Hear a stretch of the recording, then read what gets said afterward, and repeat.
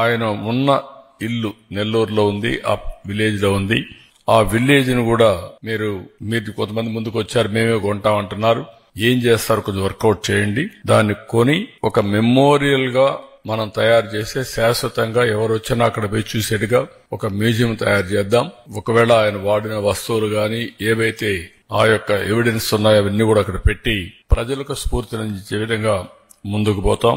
అక్కడ Buckingham canal కి ఒక బ్రిడ్జ్ కావాలన్నారు, హై లెవెల్ బ్రిడ్జ్. 27 కోట్లు అవుతుంది, ఎప్పుడో శాంక్షన్ చేశాను, మళ్ళా వీళ్ళు క్యాన్సిల్ చేసే పరిస్థితికి వచ్చారు. ఇమ్మీడియట్ గా దాన్ని డబ్బులు శాంక్షన్ చేసి హై లెవెల్ బ్రిడ్జ్ కూడా పూర్తి చేస్తాం.